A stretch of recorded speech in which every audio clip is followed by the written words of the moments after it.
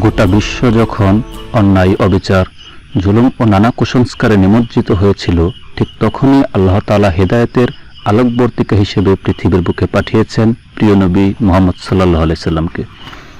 তিনি প্রথম পৃথিবীর বুকে এমন এক সভ্যতা স্থাপন করেছেন যা চিরসুন্দর, চিরসবুজ ও সমুজ্জ্বল আলোক ধারায় উদ্ভাসিত।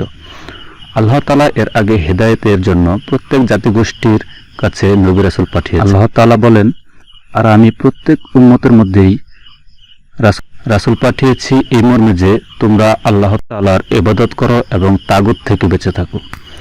মানব জাতির জন্য প্রিয় রাসূল সাল্লাল্লাহু আলাইহি সাল্লাম এর শুভাগমন অত্যন্ত গুরুত্বপূর্ণ ও তাৎপর্যবহ।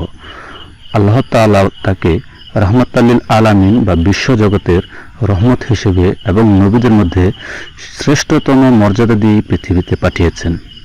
তার মাধ্যমে সমাপ্ত হয়েছে রাসূল প্রেরণের ধারাবাহিকতা। নবীজি সাল্লাল্লাহু আলাইহি সাল্লাম এর সৃষ্টি হয়েছে সবার আগে, আর পিতা আব্দুল্লাহর ঔরসে মা আমিনার গর্ভ হয়ে পৃথিবীতে শুভাগমন করেছেন নবীদের শেষে। আবু হুরায়রা রাদিয়াল্লাহু তাআলা আনহু হতে বর্ণিত, লোকেরা প্রশ্ন করল, হে আল্লাহর রাসূল, আপনার নবুয়ত কখন অবধারিত হয়েছে? জবাবে তিনি বলেন, যখন আদম আলাইহিস সালাম শরীর ও রূহের মধ্যে ছিলেন। আল্লাহ তাআলা আদম আলাইহিস সালামকে সৃষ্টি করে যখন হে আবু মুহাম্মদ বলে ইলহাম করলেন, তখন তিনি বলেছেন, হে আল্লাহ, আপনি আমার কুনিয়াত আবু মুহাম্মদ কেন রেখেছেন? এর জবাবে আল্লাহ তাআলা বলেন, তোমার মাথা উত্তোলন করো। তিনি মাথা উত্তোলন করে আরশ এবং এর চারপাশে রাসূল সাল্লাল্লাহু আলাইহি সাল্লাম এর নূর মুবারক দেখতে পান। তিনি জিজ্ঞাসা করলেন, এই নূর কার? জবাবে আল্লাহ তাআলা বলেন, এটি ওই নবীর নূর যিনি তোমার সন্তানদের মধ্যে হবেন। তার নাম আসমানে আহমদ এবং জমিনে মুহাম্মদ সাল্লাল্লাহু আলাইহি সাল্লাম। তিনি যদি না হতেন তবে আপনাকে সৃষ্টি করতাম না, আসমান আর জমিনও সৃষ্টি করতাম না। পবিত্র কুরআন মাজিদে প্রায় 10টি সূরার মধ্যে রাসূলুল্লাহ সাল্লাল্লাহু আলাইহি সাল্লাম এর শুভাগমন সম্পর্কে আলোকপাত করা হয়েছে।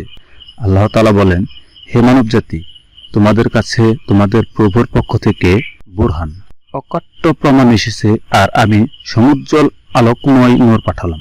তাফসিরে কবির, তাফসিরে রুহুল বয়ান প্রভৃতি তাফসির গ্রন্থে বর্ণিত হয়েছে, বুরহান বা অকাট্য প্রমাণ বলে নবীজি সাল্লাল্লাহু আলাইহি সাল্লামকে বোঝানো হয়েছে। আল্লাহ তাআলা বলেন, হে হাবিব, আমি আপনাকে জগৎসমূহের প্রতি একমাত্র রহমত স্বরূপই প্রেরণ করেছি।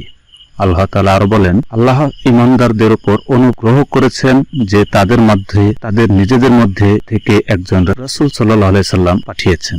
প্রিয় রাসূল সাল্লাল্লাহু আলাইহি সাল্লাম 570 খ্রিস্টাব্দের 12 রবিউল আউয়াল সোমবার সুবহে সাদিকের সময় পবিত্র মক্কা নগরীর কুরাইশ বংশে হাশিমি গোত্রে জন্মগ্রহণ করেন। ঐতিহাসিকরা তার জন্ম হাতির বছর হয়েছে বলে মন্তব্য করেছেন।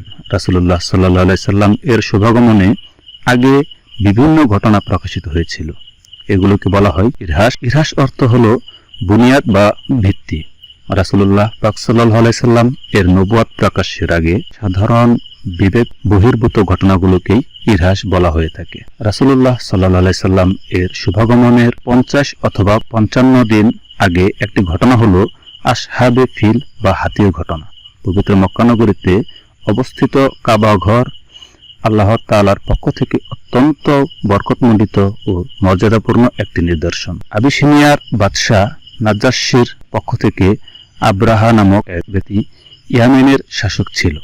সে দেখল প্রিয় নবী সাল্লাল্লাহু আলাইহি সাল্লাম এর আম্মাজান যখন তাকে গর্ভে ধারণ করলেন তখন অগণিত আশ্চর্য ঘটনা প্রকাশিত পেয়েছিল। এমনকি 9 মাস পূর্ণ গর্ভকালীন তিনি কোনো কষ্ট অনুভব করেননি। মাতৃগর্ভে থাকাকালে মা আমিনা অনেক শুভ স্বপ্ন দেখেন। স্বপ্নযোগে তাকে নবী পাক সাল্লাল্লাহু আলাইহি সাল্লাম এর পবিত্র নাম মোবারক বলে দেওয়া হয়। এমনকি এও বলা হয় যে, হে আমিনা, তোমার গর্ভে আমানত আছেন 2 জাহানের সর্দার ও পৃথিবীর শ্রেষ্ঠ ব্যক্তিত্ব মুহাম্মদ সাল্লাল্লাহু আলাইহি সাল্লাম। বহুদিন ধরে আরবের অনাবৃষ্টি ও খাদ্য অভাবে আরবের সর্বত্রই হাহাকার চলছিল। নবীজি সাল্লাল্লাহু আলাইহি সাল্লাম এর বরকতময় জন্মের বছর আরবের গাছপালা ফুলে ফলে পত্র পল্লবে ভরপুর হয়ে ওঠে। দুর্ভিক্ষ কাটিয়ে আরবের এক শুভ দিগন্তের সূচনা হয়। আরবের ঘরে ঘরে আনন্দের ফাল্গুন ধারা বইতে থাকে।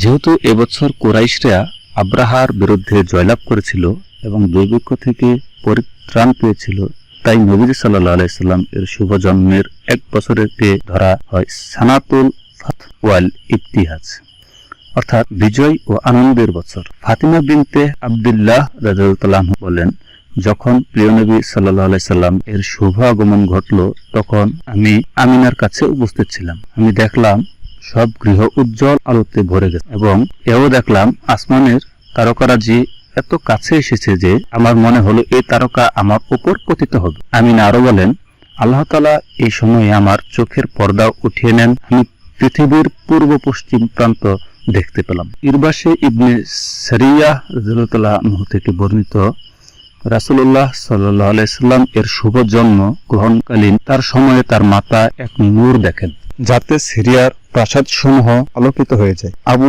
উমামা রাদিয়াল্লাহু আনহু থেকে বর্ণিত, রাসূলুল্লাহ সাল্লাল্লাহু আলাইহি সাল্লাম বলেন, আমি তোমাদের আমার প্রাথমিক বিষয় সম্পর্কে বলেছি। আমি হলাম ইব্রাহিম আলাইহিস সালামের দোয়া ও ঈসা আলাইহিস সালামের সুসংবাদ, আর আমার মায়ের স্বপ্ন যা তিনি আমাকে প্রসব করার সময় দেখেছিলেন, যে এমন এক নূর উদ্ভাসিত হয়েছে যা দ্বারা আমার আম্মাজানের জন্য সিরিয়ার প্রাসাদও উজ্জ্বল হয়েছিল।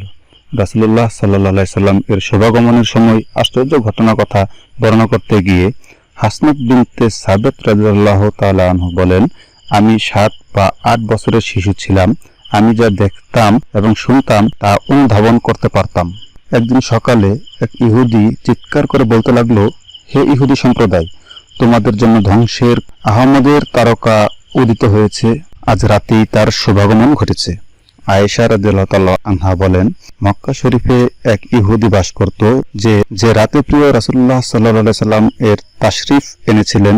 তখন সে বলল, হে কুরাইশ দল, আজ রাতে কি তোমাদের কোনো শিশু জন্মগ্রহণ করেছেন? তারা বলল, আমাদের জানা নেই। তখন সে বলল, দেখো, আজ এই উম্মতের নবী তাশরিফ এনেছেন, যার 2 স্কন্দের মাঝে নবুয়তের চিহ্ন রয়েছে। তিনি 2 রাত পর্যন্ত দুধ পান করবেন না। লোকজন দ্রুত ওই সভা থেকে উঠে অনুসন্ধান শুরু করল। জানা গেল যে আব্দুল্লাহ ইবনে আব্দুল মুত্তালিবের ঘরে একটি পুত্র সন্তান জন্মগ্রহণ করেছেন। ইহুদি বলল, তোমরা আমাকে নিয়ে গিয়ে দেখাও। ইহুদি তার 2 বাহুর মাঝখানে ওই মুহরের নবুয়ত চিহ্ন দেখে জ্ঞান হারিয়ে ফেলল। জ্ঞান ফিরে আসার পর সে বলল, নবুয়ত বনি ইসরাইল থেকে চলে গেছে। হে কুরাইশ সম্প্রদায়, শোনো, এই নবীর ওসিলায় তোমাদের প্রভাব প্রতিপত্তি এতই বৃদ্ধি পেয়েছে যে তার শুভাগমন সুসংবাদ পৃথিবীর প্রাচ্য ও পশ্চাত্যে ছড়িয়ে পড়েছে।